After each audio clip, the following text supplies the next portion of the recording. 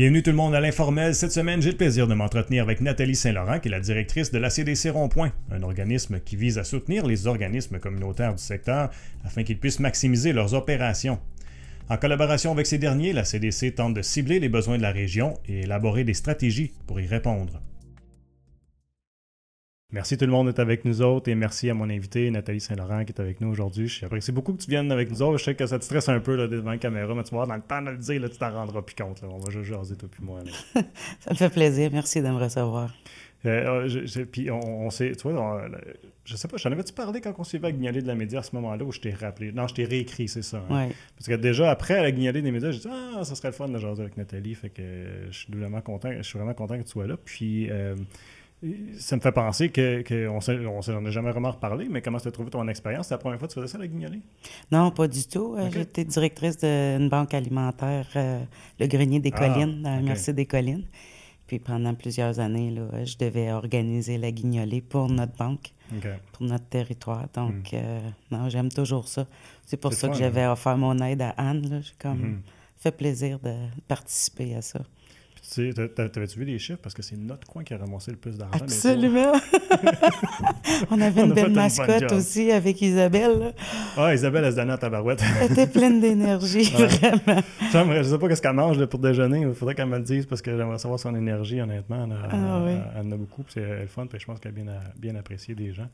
Mais es-tu surprise de voir la générosité des gens cette journée-là? Parce que c'est fou, pareil, l'argent qui est récolté. Là. Je suis très surprise, surtout en pandémie. Oui, d'autant plus. Exactement. Tu sais, les gens, on sait que tout le monde est à court d'argent, à court de tout. Là.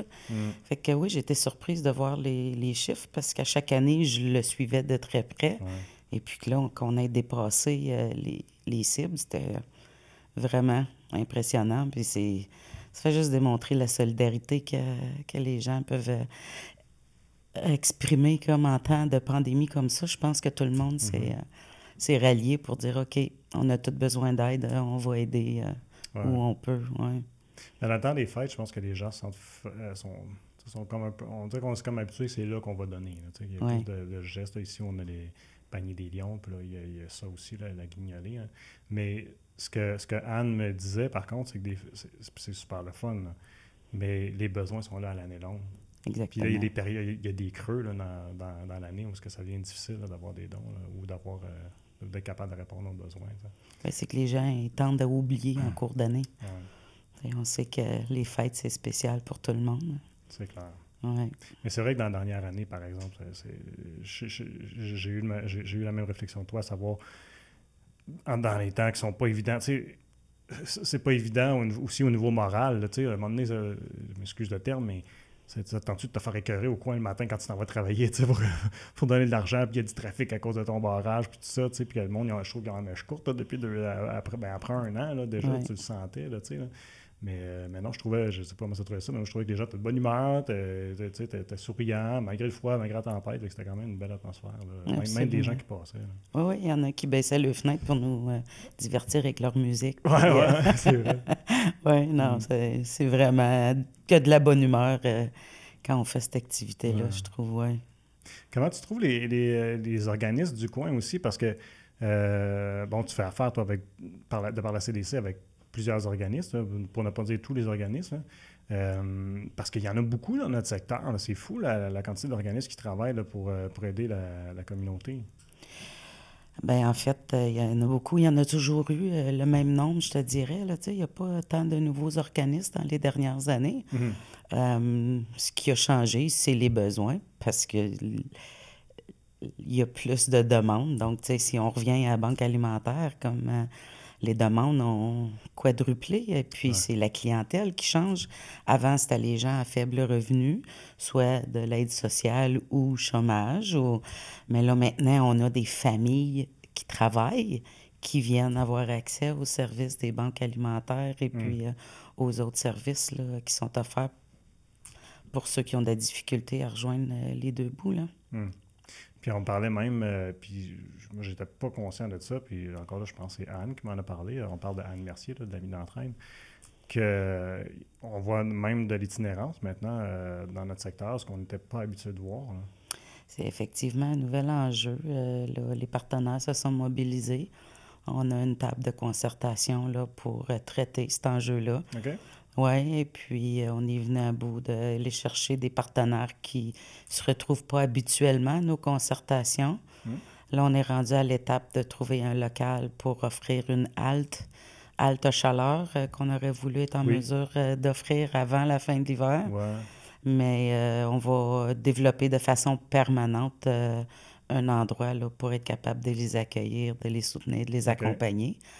Comme c'est là, c'est les intervenants des autres organismes. Donc, on a les intervenants des maisons de jeunes, on a des intervenants des centres de personnes âgées, on a les intervenants de l'AMI de l'entraide. Donc, c'est tous les intervenants des organismes existants qui viennent offrir quelques heures ici et là pour soutenir les demandes et les besoins là, des personnes en situation d'itinérance.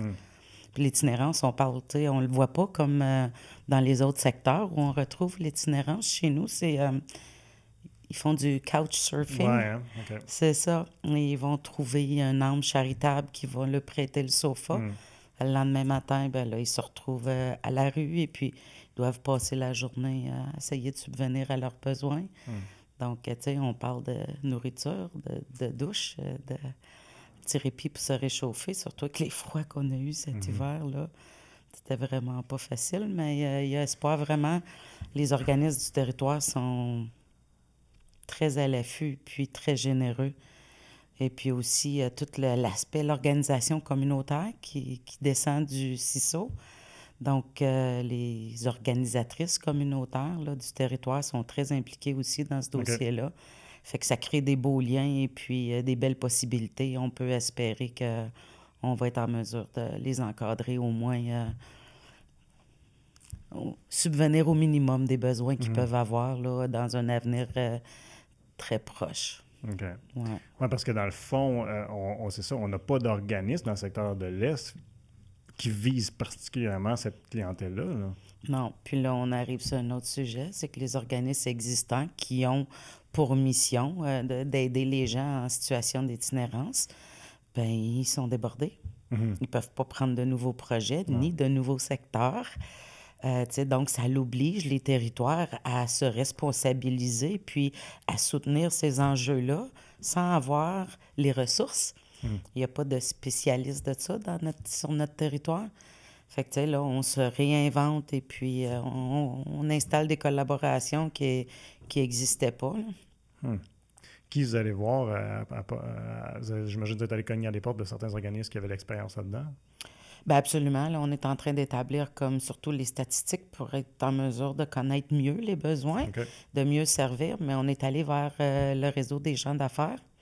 Puis je dis « on », là, c'est les partenaires de la table, là, c'est pas la CDC toute seule qui a fait ça. Ouais. Mais toi, tu sièges à la table en tant que directrice de la CDC. Exactement, la CDC siège. Puis maintenant, ben, j'ai un nouveau collègue, là, et puis on s'en vient aider le territoire en co-gestion, je vais dire. Donc, on va être en mesure de mieux soutenir là, les différents besoins du territoire, mais c'est Yves ou moi qu'on va participer aux différentes tables là, pour apporter ce qu'on peut là, pour soutenir tout ça. OK. Oui. Puis, est-ce que vous avez réussi à cibler comme un secteur? Là, où est-ce que ça devrait être pour bien desservir? Comme est-ce qu'on sait un peu? On a-tu un petit portrait? On commence à avoir un portrait de... Bon, on t'a parlé, bon, c'est couchsurfing, mais tu sais, est-ce qu'on parle de famille encore là? Parce que là, on disait pour la...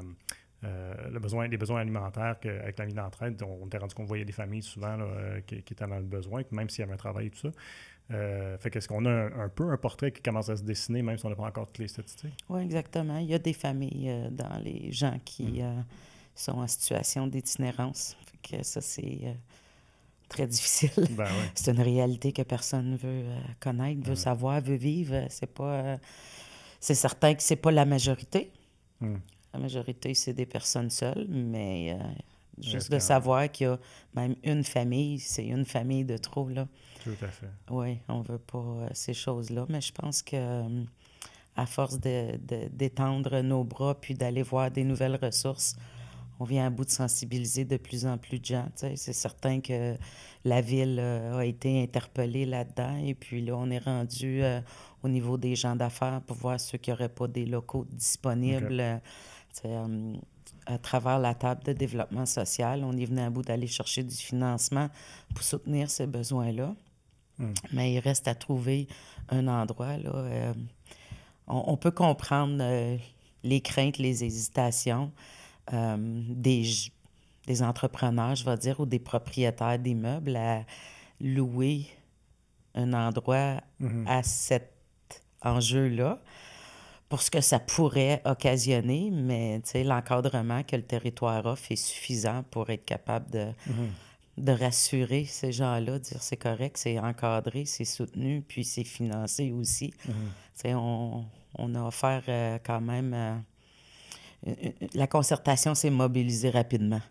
Donc, on est déjà en mesure d'encadrer tout ça, puis fait qu'on espère que ça va faciliter les démarches, mais en date de la semaine dernière, ou je pense même que c'était lundi, on avait un endroit ciblé, qu'on avait établi une pré-entente, et puis là, c'est ça, ça l'a tombé, donc on doit relancer. Oui, on doit refaire tout ça. Fait que c'est quand même pas évident, mais on va réussir. Ah, j'en on doute va pas. Réussir, ouais. J'en doute pas parce que la résilience des gens qui sont dans le communautaire ici, là, ça me jette à terre souvent. Mais j'imagine que est-ce que vous inspirez des modèles qu'on voit, mettons, à Hull? J'oublie le nom d'organisme parce que je suis tellement mauvais avec les noms, là, mais on sait que ça se fait là, à Hull, où il y a des haltes pour se réchauffer puis passer une nuit, je pense. Exactement. Oui, on ne réinvente pas la roue. Non. Si les modèles fonctionnent, on part de ça, mais c'est que le territoire a ses particularités. Fait qu'il y a une adaptation quand même au service. T'sais, on ne peut pas juste penser qu'on prend un projet, on le reproduit puis ça va fonctionner. Il faut vraiment adapter aux réalités du territoire. Puis je pense que le territoire est vraiment choyé pour ça. Il y a des gens qui sont très ancrés dans leur communauté puis ils sont en mesure de l'adapter, là. Est-ce que dans le modèle qu'on est en train de... Puis là, tu me diras si je vais trop loin, peut-être que tu n'as pas les réponses, mais est-ce qu'on veut regarder à avoir des intervenants aussi pour les aider? Parce que souvent, pour en avoir parlé ici à l'émission, entre autres avec Ben Leblanc d'Itinérant Zéro, oui, il y a le problème de logement, d'accès aux besoins de base, mais il y a aussi il y a un besoin de support pour les gens qui ont des difficultés, que ce soit psychologiques ou peu importe, des difficultés sociales qui les empêchent de reprendre leur vie en main. Est-ce que vous regardez dans cette optique-là?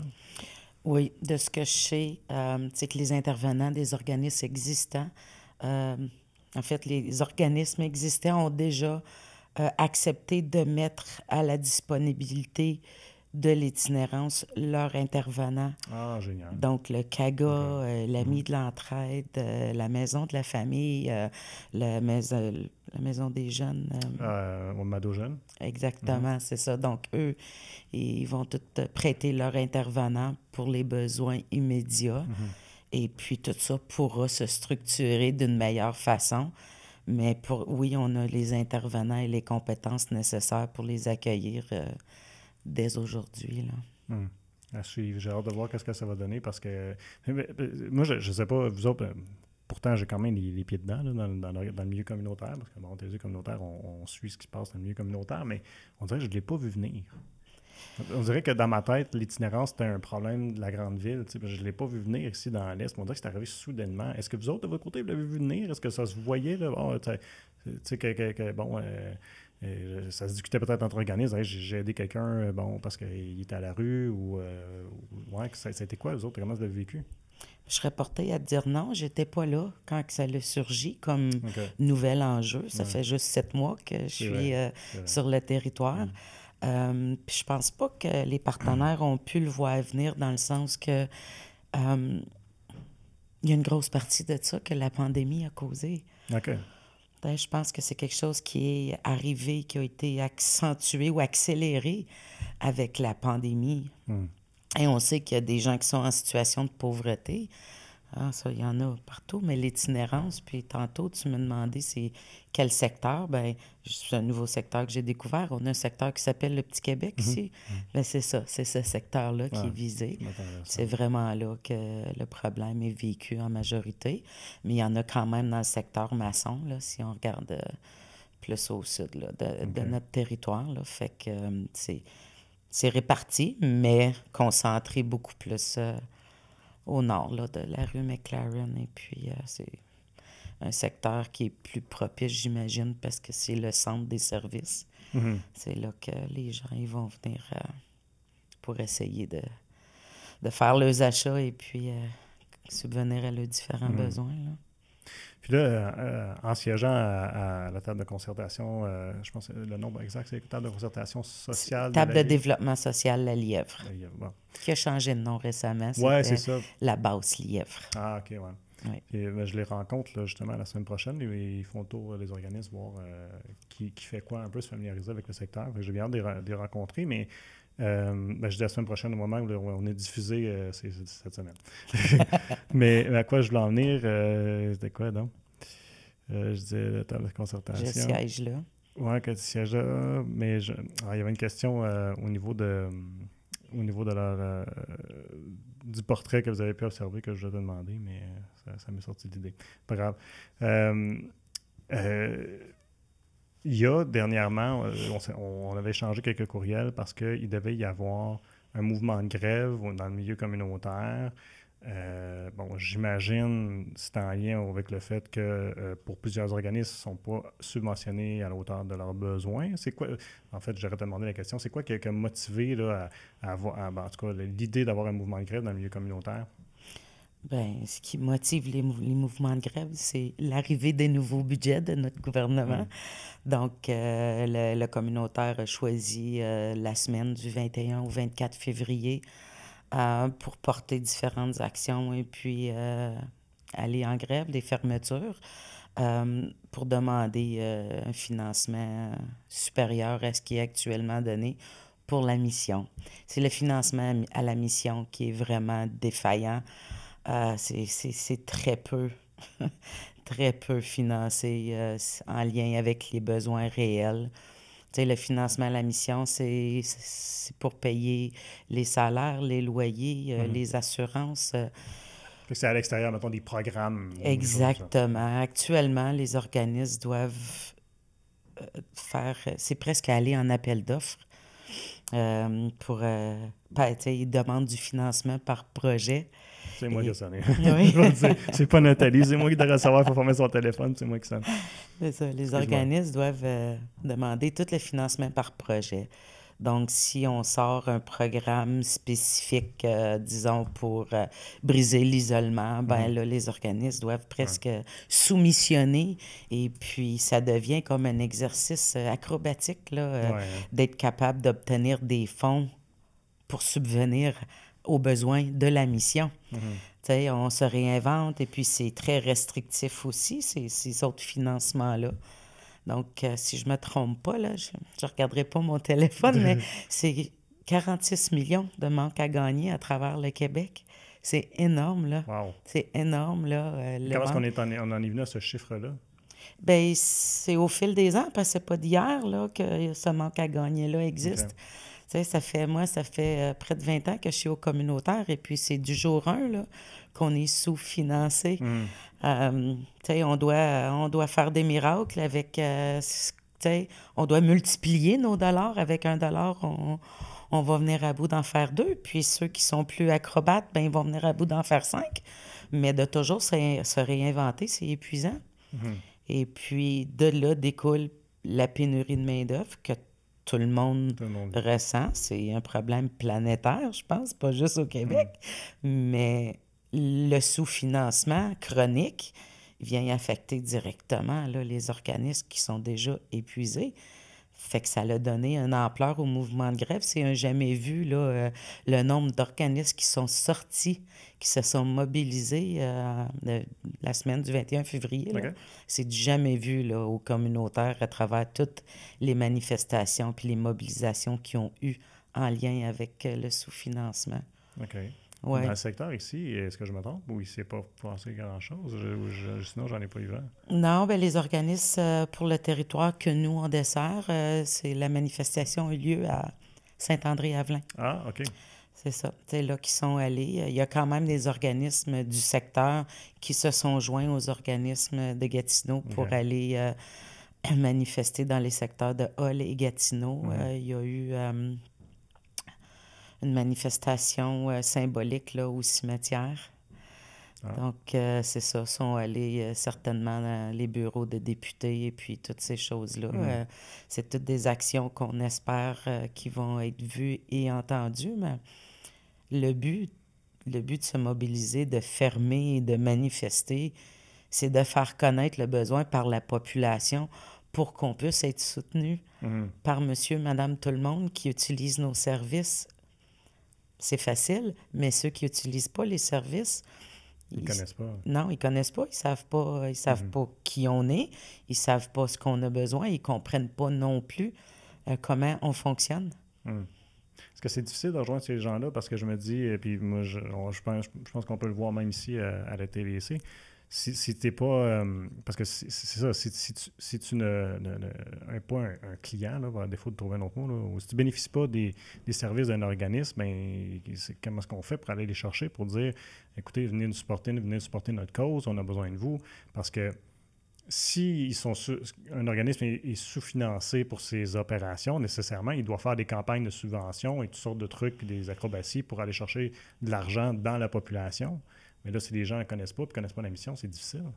C'est extrêmement difficile. Et puis, c'est pour ça que les concertations, je pense, sont devenues priorisées, comme je veux dire, sont prisées. Okay. C'est-à-dire que, tu sais, en se rassemblant, on devient plus fort et puis notre mot se répand, les messages sont mieux répandus. C'est certain que, tu sais, il y a plein de formations pour être des as, des levées de fonds et puis ces choses-là. Tu sais, comme la guignolée des médias, c'est l'exemple parfait.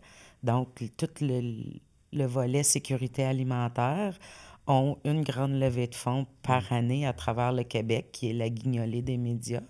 Mais c'est pas une réalité qui existe pour tous les enjeux, tous les domaines. Fait que, tu sais, c'est un peu celui qui va parler le plus fort, qui va s'en sortir le mieux. Ah, ouais. Oui, puis là, on veut pas commencer des batailles d'organismes à dire, moi, j'en ai plus besoin que toi. Je veux dire, on en a tous de besoin. C'est pour ça qu'on va vers le gouvernement demander d'augmenter notre financement à la mission. Parce qu'en tant qu'organisme communautaire autonome, donc un organisme qui vient de l'ACA, de l'Action communautaire autonome, on a automatiquement un financement à la mission, qui est le programme de soutien aux organismes communautaires, communément appelé le PSOC.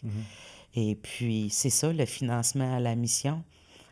Il y a des organismes que leur financement vient d'ailleurs selon leur spécialité, comme si on parle des centres jeunesse d'emploi, eux, ils ont un financement qui vient d'un autre ministère parce que l'enjeu est l'emploi et l'éducation. Mais les organismes de base sont financés à travers le ministère de la Santé et le programme PSOC. Et puis, c'est là qu'il y a un gros manque à gagner. Puis, au PSOC, on parle de 85 % des organismes qui ont leur financement, là. OK. Et ça fait beaucoup d'organismes qui veulent tirer un morceau du gâteau. Là. Absolument. Puis, ils en ont tous besoin, puis c'est tout justifié. C'est tout justifiable aussi. Les besoins, ils augmentent. Ouais. Donc, tu sais, je veux dire, mais le financement, il n'a pas augmenté, là.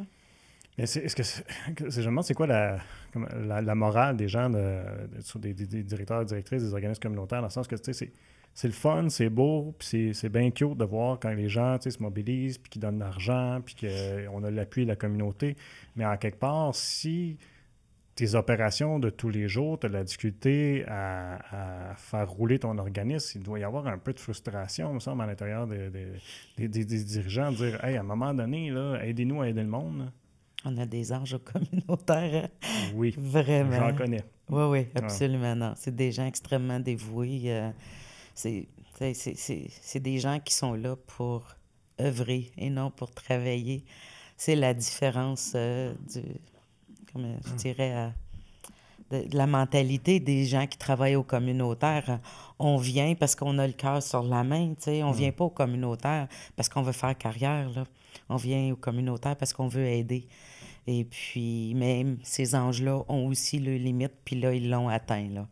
On est vraiment en rupture de service. Il y a des organismes qui ont fermé.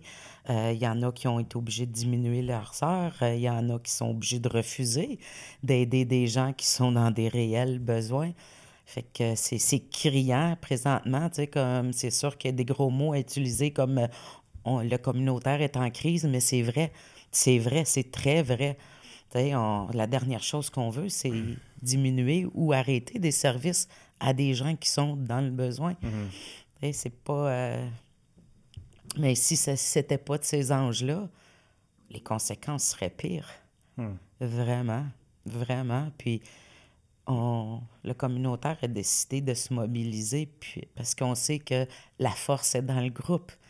Donc, tu sais, à se rassembler, puis les différentes tables de concertation, puis à se mobiliser, on vient à bout de trouver des moyens aidants sans s'épuiser individuellement. Mais ça ne nous donne pas plus les moyens financiers. Tu sais, nous, on développe des méthodes, des moyens de travailler ensemble pour être plus aidants. Mais si on n'a pas plus de financement pour offrir des services... T'es pas mieux. Hein? Non, c'est ça. Tu sais, la situation s'améliore par la bonne volonté. Mais les vraies améliorations, on a besoin d'argent pour les... Tu sais, on a besoin de plus de nourriture. On a besoin de plus de centres d'hébergement. Ouais. Juste les centres pour femmes. T'sais, on sait tous là, que la santé mentale a écopé énormément. Là. Mais on peut imaginer les besoins, comment ils ont augmenté. Les centres de femmes ne sont pas en mesure. Ils n'ont pas plus de lits. Ils n'ont pas plus d'immeubles. Là. Ils ne sont pas en mesure d'acheter, de louer d'autres endroits. Ils n'ont pas plus de financement. Mais le besoin, il augmente considérable. Et puis, c'est à tous les jours. Là, on ne parle plus de statistiques annuelles. On parle de quotidien. Que le besoin augmente, puis surgit, puis qu'il y a des nouveaux pauvres, puis qu'il y a des nouvelles femmes violentées, puis qu'il y a des nouveaux problèmes de société qui surgissent. Je ne sais pas à quel point c'est mis en lumière, mais on va continuer notre conversation. Ça fait déjà près de 30 minutes qu'on parle. Donc, je remercie les gens qui nous écoutaient via ma TV Outaouais. Je vous rappelle que sur la chaîne YouTube, on va voir l'émission en intégrale. Et aussi, on est en balado-diffusion. Là, à tous les endroits où on découvre, oui.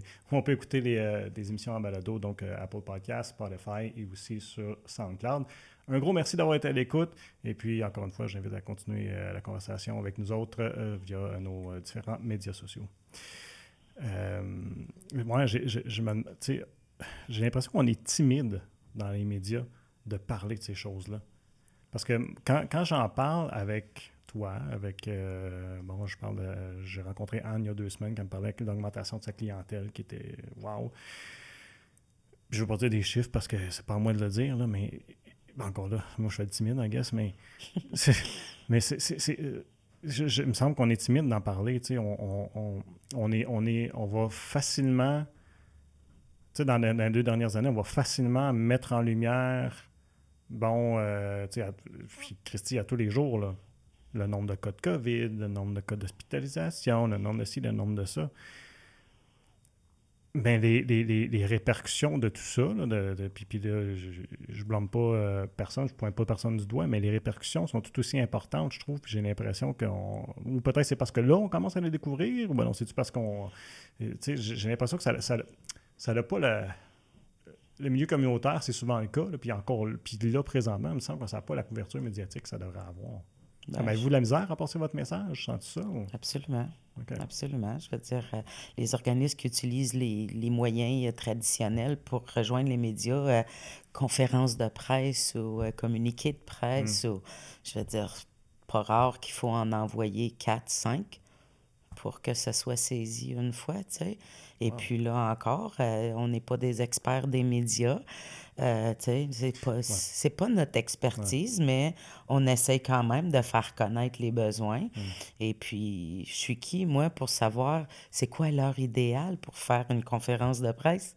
Bien, si on le sait pas, on n'aura pas atteint la cible qu'on souhaite quand on lance ces appels-là. Et puis, il y a aussi le temps, je veux dire, organiser des publicités ou essayer de rejoindre, ça demande du temps. Bien, c'est du temps qu'on n'est pas à servir les besoins réels. Puis pour répondre à ta question de pourquoi on n'en parle pas, mais je pense que la communauté a aussi une fierté. Tu sais, puis cette fierté-là a fait que je peux pas croire que mon voisin, il est à la rue. Ouais. Je peux pas croire que mon ami, que mon frère, que mon enfant a des problèmes, consommation, aide sociale. Ou, tu sais, en tant que communauté, pas qu'on ferme les yeux, mais on préfère voir notre monde idéal. Mhm. Tu sais, le monde idéal, mais là, c'est malheureux, mais je pense vraiment que la pandémie nous a ramenés à un niveau de réalité qui était dû depuis longtemps. OK. Il faut les voir, ces choses-là. Il faut les voir, puis il faut les accepter si on veut les améliorer. C'est pas en les ignorant qu'on va pouvoir Tellement vrai. améliorer les situations de nos voisins. Parce que c'est ça que c'est. C'est nos familles, c'est nos voisins. Tu sais, je veux dire, dans ma famille, j'en ai des gens qui ont eu des problèmes, tu sais. Moi-même, j'ai eu recours au service d'une banque alimentaire il y a quelques années quand j'étais toute seule avec mes 3 enfants. Tu sais, j'ai eu ces besoins-là.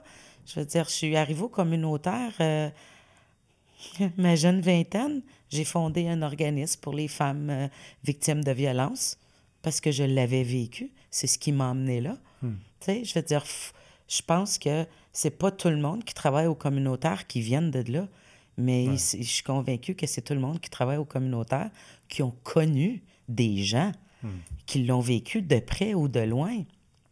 Et on est tous affectés, touchés, et on est tous au courant que ça existe. Mais je pense que l'éveil consciente est très dû pour arriver. On est tous on est tous égalitaires, on est tous égales, on est tous humains, on est tous Ouais. bâtis Ouais. de la même chose. Puis les difficultés de un, ben c'est peut-être les forces de l'autre. Puis c'est ça qui va faire qu'on va venir à bout d'améliorer la situation des communautés. C'est de mettre tous les partenaires de façon transversale à l'œuvre, puis on arrive à servir une cause qui est très humaine. Oui, parce qu'au bout du compte, hein, on est tous des parents, des enfants, dans toutes les sphères d'une communauté, on cherche tous à bien vivre dans une famille, dans l'amour, dans l'harmonie, puis on est tous dans la même chose, mais parfois, je pense dans certaines sphères, j'ai l'impression, en tout cas, là, je me trompe peut-être, là, puis je suis loin d'être un expert, mais j'ai vraiment juste mon opinion, mais ça me donne l'impression que dans certaines sphères, des fois, on est tellement pris par le travail, par peu importe ce qui nous divertit, qu'on oublie de regarder c'est quoi les problèmes dans une communauté, puis on n'aime pas être vulnérable aussi. T'sais, on n'aime pas ça se dire on est échoué, on est malade, puis quand tu passes à travers des choses comme toi tu as mentionné, ben là, tu te rends compte, je pense, que quand toi, ça t'arrive, exemple, je sais pas, moi, tu tombes malade de maladie mentale. Bon, mais là, tu te rends compte, il y a des organismes en maladie mentale, donc tu vas aller chercher des services, puis tu réalises vite fait que, OK, tu en as besoin de ces choses-là, tu sais. Oui. Oui. Qu'on voit pas là, à tous les jours. Exactement. Puis en tant que société, on a beau vouloir se responsabiliser, mais en tant qu'individu, personne n'a la solution.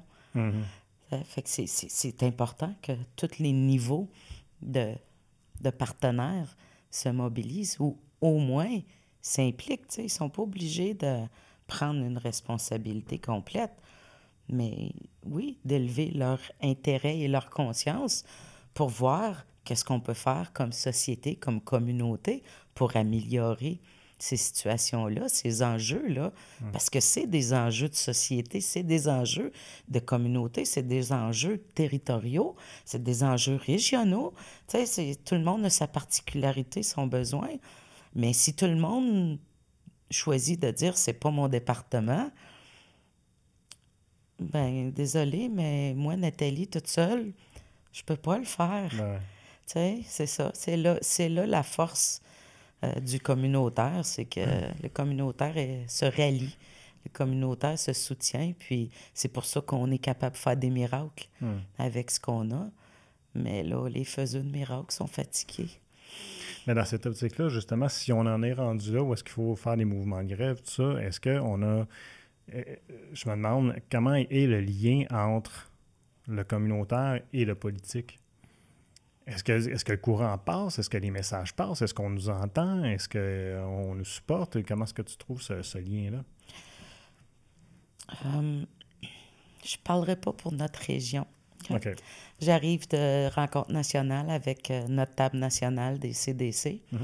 Donc, ce que j'ai entendu au cours de ces 2 journées-là, c'est qu'il y a des régions qui ont vraiment des belles relations où le politique est impliqué. Il est assis aux tables de concertation. OK. Il se responsabilise aussi de manière financière. Ils vont vraiment apporter ce qu'ils ont à apporter. Parce que chaque région aussi a des réalités différentes. Puis, c'est découpé par territoire aussi. Tu sais, comme les MRC. Les CDC sont pas mal répartis par MRC, mais comme nous, CDC Rond-Point, notre territoire, c'est... On a la MRC Papineau, on touche à la MRC des Collines, on a tout le secteur de la Petite-Nation, puis on a le secteur est de la ville de Gatineau. Fait que si tu demandes au secteur de la Basse-Lièvre l'implication puis la participation du politique, bien, c'est difficile parce qu'on parle de plusieurs MRC. Et si on inclut le Gatineau comme une MRC, on parle de plusieurs MRC, puis c'est vraiment différent d'une MRC à l'autre. Mais je pense qu'on arrive à cet éveil-là. T'sais. À l'automne, il y avait les élections, donc j'ai organisé des débats politiques pour que le communautaire puisse venir s'informer des projets et puis des plateformes de chaque candidat qui se présentait. Et puis vice-versa, j'imagine, eux autres s'informer de oui, la c'est ça. C'est ce que j'allais dire. J'ai trouvé ça tellement intéressant de voir les candidats questionner aussi et puis les réactions qu'il y a eu à tout ça. Ça l'a créé comme une porte d'entrée automatique à ceux qui ont été élus.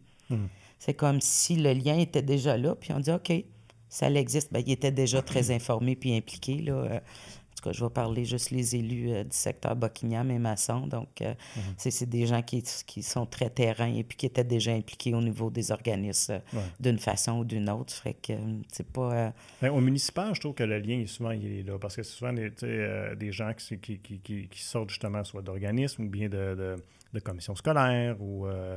puis c'est... le contact est proche, je trouve, au municipal. Je trouve que ça me paraît, du moins, plus difficile lorsqu'on monte plus du monde des paliers. Oui, absolument. Absolument, mais si je regarde au niveau des CDC, il y a des CDC qui sont directement liés à leur MRC. Donc, ils vont s'asseoir avec les directeurs de MRC. Il y en a qui sont directement liés avec les députés. Je pense que les collaborations et puis les partenariats s'installent vraiment progressivement. Mais j'ose espérer que ce qu'on vit, la crise que tout le monde a vécue, va avoir changé tout ça. Vraiment. Ouais. Je ne sais pas si je suis rêveuse, mais... Mais Anne Mercier nous disait la même chose. Oui, vraiment. J'ose espérer que ça va avoir élevé le niveau de conscience et puis que tout le monde, toutes les parties, tous les niveaux, comme qu'on parle du politique, qu'on parle des gens d'affaires, qu'on parle de l'éducation, qu'on parle de nos gouvernements, bien entendu, mais tout le monde va reconnaître l'apport qu'ils ont à avoir dans les différents enjeux, parce que c'est les enjeux qui appartiennent à tout le monde. J'ai fini par me souvenir de ce que j'allais dire tantôt quand j'ai eu un blanc là, par rapport à la table de concertation. Je me demandais si, avec la table de concertation et les organismes du milieu, est-ce que vous avez eu la chance d'observer là, ce qui se passe en ce moment, ou est-ce qu'on voit un coût de la vie qui augmente drastiquement? Là, on le voit dernièrement avec le pétrole, mais on en parle dans les médias beaucoup là, de l'épicerie, comment ça coûte de plus en plus cher. Fait que est-ce que vous faites des prévisions? Est-ce que vous êtes est-ce que vous êtes un peu sur le qui-vive, dire ça va être de pire en pire, ou en avez-vous discuté là de ça? Ben oui, c'est certain. Je te parlais d'entrée de jeu quand on parlait de la grève, c'est la fermeture, la coupure, fermeture d'organismes, coupure de services. C'est ça les conséquences, là. Parce que oui, la demande, elle a sérieusement augmenté, là. Puis j'ai pas les données exactes, fait que je peux pas te parler de chiffres, mais c'est beaucoup plus que le double des demandes, là. Tu sais, on parle de quadrupler le nombre de demandes. Puis si on revient encore à Anne avec la Banque alimentaire, elle a mis de l'entraide. C'est ces organismes-là là, qui sont le plus affectés. Tu sais, elle a dû augmenter la superficie de ses installations pour être capable d'accueillir les denrées et puis les différentes choses qu'elle va recueillir comme pour redonner à ceux qui ont besoin. Fait que, tu sais, mais on regarde au niveau des personnes âgées, sont très vulnérables. Ben oui. Et puis là, avec la pandémie qui nous a obligés à s'en aller vers les réseaux, tout se fait en vidéo maintenant, les rencontres téléphoniques avec nos médecins, puis, tu sais, comme, fait que là, nos personnes âgées, ils sont souvent malentendants, ils peuvent pas parler à nos médecins, ils ont besoin d'aide. Tu sais, on se retrouve avec comme des nouvelles, ben, c'est pas des nouvelles réalités, mais c'est des réalités qui conviennent pas si on pense aux personnes âgées. Technologie, aller sur Internet pour payer leurs factures.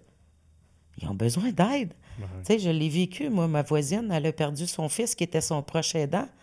Ben, j'ai passé des semaines et des mois à l'accompagner parce qu'elle n'avait plus personne. Tu sais, soudainement, oui, j'ai fait les liens vers les organismes du territoire qui existent pour les soutenir, mais je veux dire, si j'avais pas été sa voisine, elle aurait été mal prise pas mal plus longtemps. Ouais. C'est pas des nouveaux problèmes, c'est juste amplifié.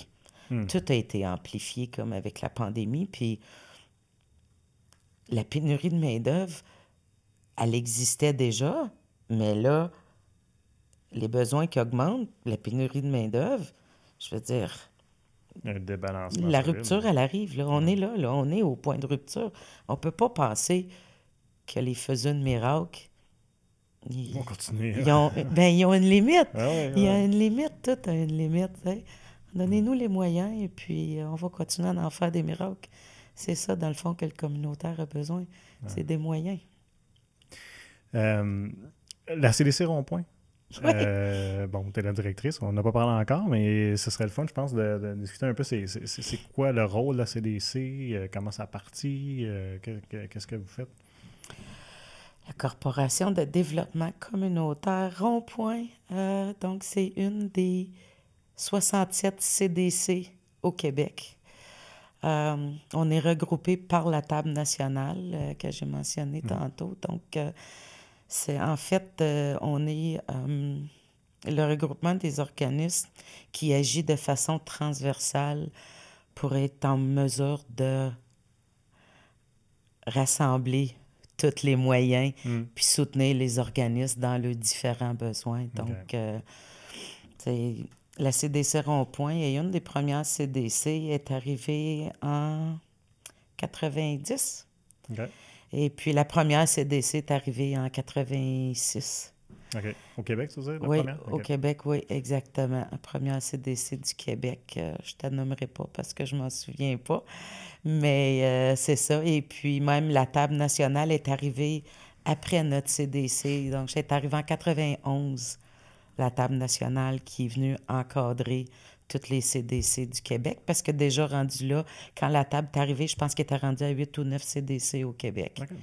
Et puis, à partir de là, on a eu un cadre de référence qui encadre les mandats et la mission. Donc, toutes les CDC ont la même mission, qui est de regrouper les organismes d'un territoire donné pour susciter et inciter à la participation citoyenne, donc vers les enjeux des territoires. Donc, si, comme l'exemple parfait, c'est le nouveau dossier itinérance qui a surgi au cours des derniers mois, ben, la CDC participe à cette table de concertation-là et puis on vient voir les besoins, que ce soit des outils ou de la main-d'œuvre ou au niveau de la gouvernance ou des opérations. Ou, nous, on va venir soutenir là où le besoin est, mais c'est surtout de mettre les partenaires en lien pour qu'on ait vraiment tous les aspects nécessaires à la table pour aider ces enjeux-là. Donc, simplement dit, là. Tu parles de la gouvernance, justement. La gouvernance d'un organisme communautaire, je pense que les gens ne savent peut-être pas à quel point ça peut être complexe, dans le sens que ben, on l'effleurait le sujet tantôt, là, mais il y en a, tu sais, pour gérer tes opérations, pour avoir tes subventions qui sont récurrentes, tes subventions de programme, tout ça, c'est énormément d'administration. C'est effrayant. C'est effrayant. Tu sais, quand on parle de gouvernance, on parle de nos règlements, de nos politiques de base, là, tu sais, qui vont gérer notre fonctionnement. Donc, c'est ce qui établit notre mission, c'est ce qui établit nos limites. Donc, si la gouvernance, c'est aussi d'assurer de façon... je cherche mon mot.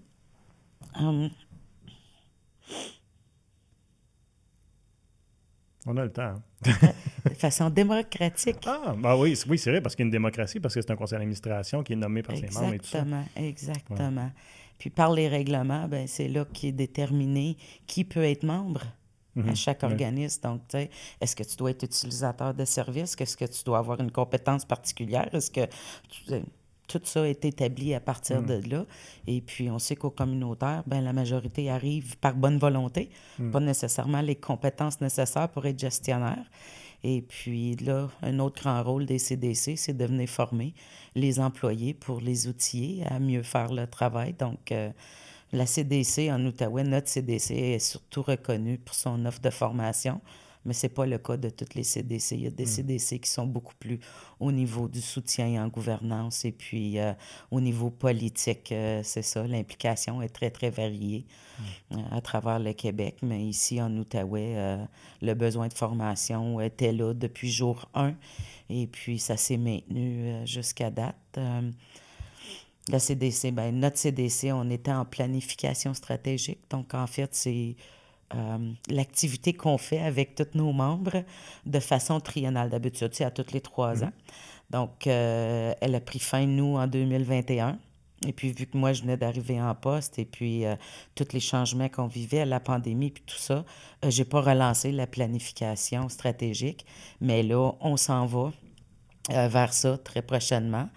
Les partenaires vont être sollicités, donc c'est certain que pour avoir un meilleur portrait et représentation, on veut que le plus d'organismes possible participent, qu'ils soient membres ou pas. C'est les organismes du territoire ou les organismes qui rejoignent la mission de la CDC qui peuvent participer à ces activités-là. Puis c'est là qu'on s'assure que les services qui sont mis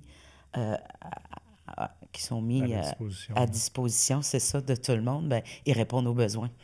Donc, tu sais, et puis après ça, on revient à l'intérieur de nos organismes et puis là, on a un plan d'action. Comment on va déployer ces besoins qui ont été exprimés là?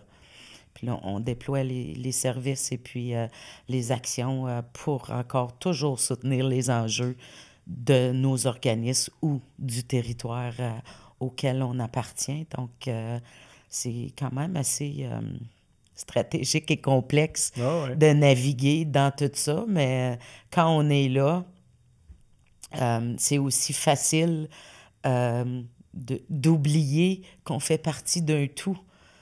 Parce qu'on est occupé et préoccupé par notre cause, qu'on oublie comme qu'on fait partie d'un portrait qui est très partagé. On n'est pas toute seule et puis c'est là qu'on a besoin de le savoir. Je pense que c'est à ça que ça sert, les regroupements. Là. Je pense pas que je t'avais demandé, mais combien d'organismes vous avez membres de la CDC?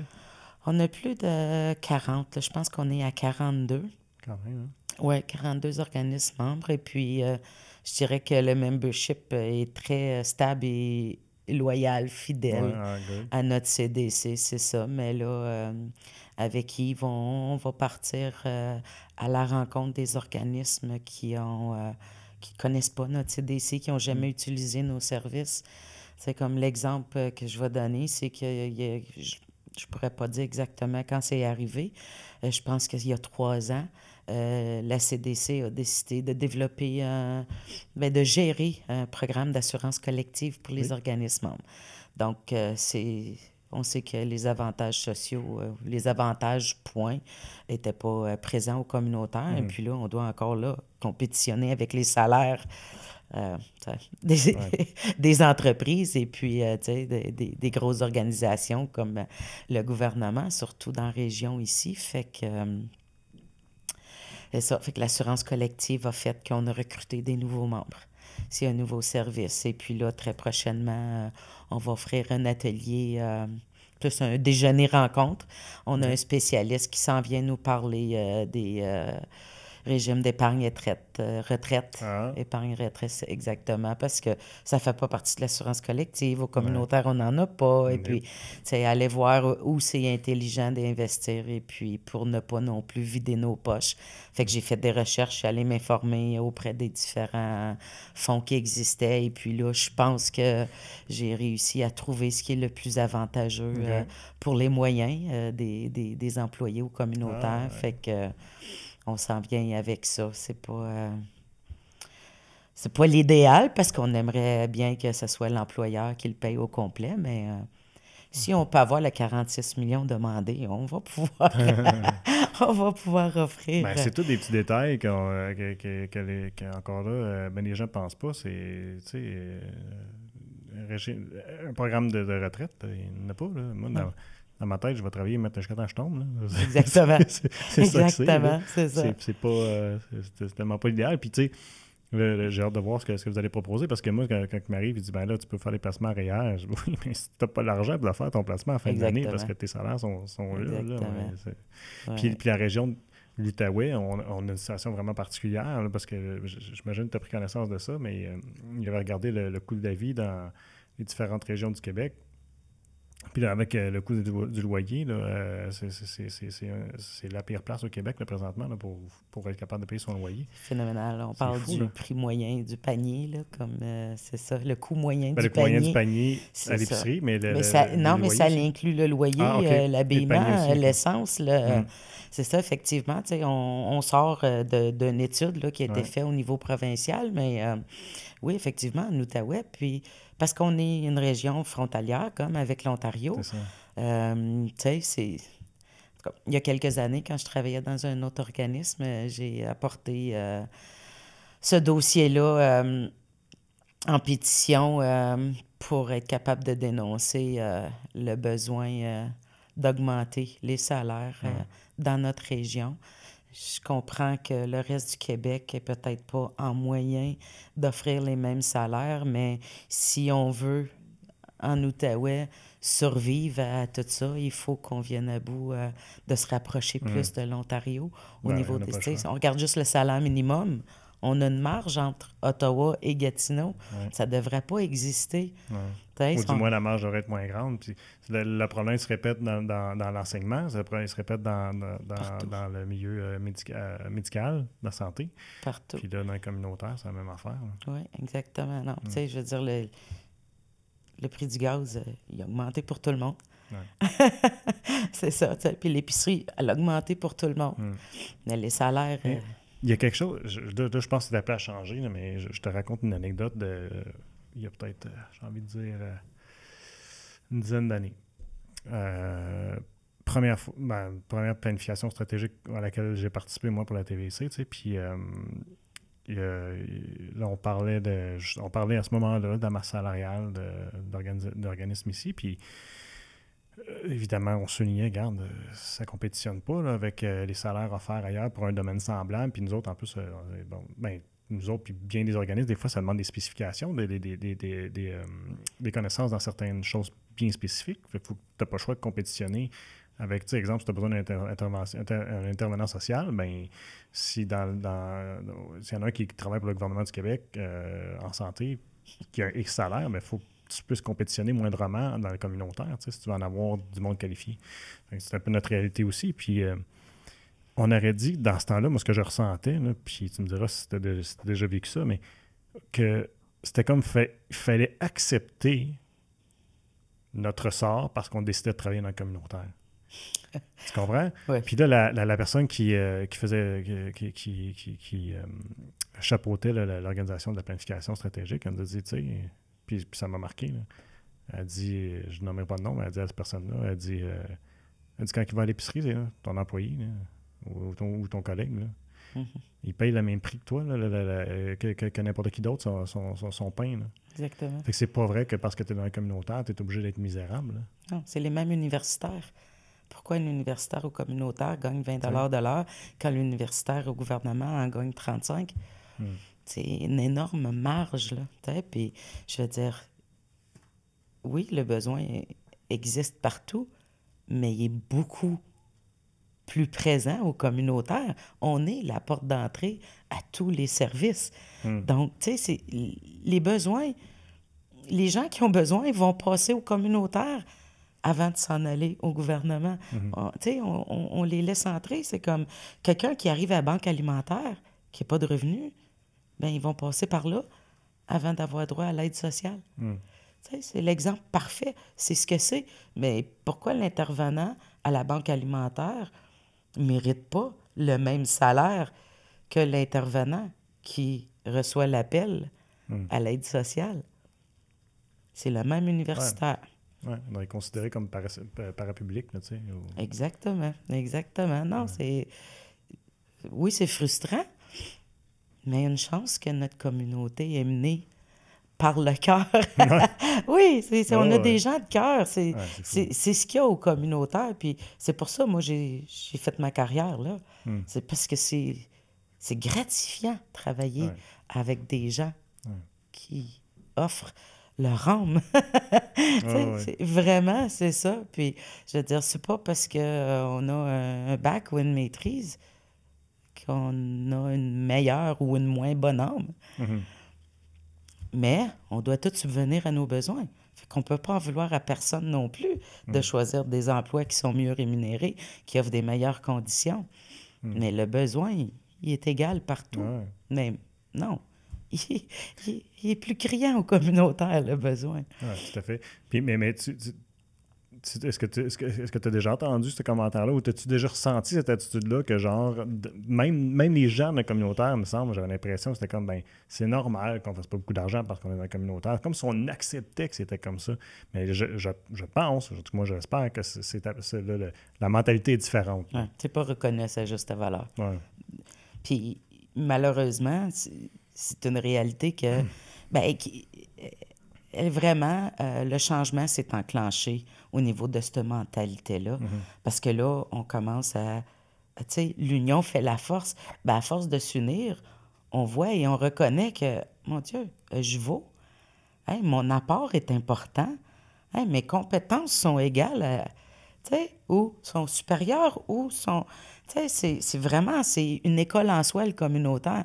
Fait que si les gens qui viennent parfaire leurs connaissances et les compétences choisissent de le faire au communautaire, ça vaut pas moins que celui qui le fait à entreprise X, là. C'est pas... non, t'as raison. Il faut d'abord, nous, y croire pour être capable de le faire valoir à l'externe. Oui, effectivement. Puis c'est très noble, hein, comme... Je pense que c'est la raison pour laquelle... c'est mal connu, méconnu. On n'est pas là pour flasher, on est là pour aider. Je pense que c'est de là que vient le fait que c'est sous-estimé. Donc, on n'a pas besoin de dire qu'on a nourri 4 personnes ou qu'on a éduqué 12 ou qu'on a... on répond à un besoin, c'est ça qu'on dit.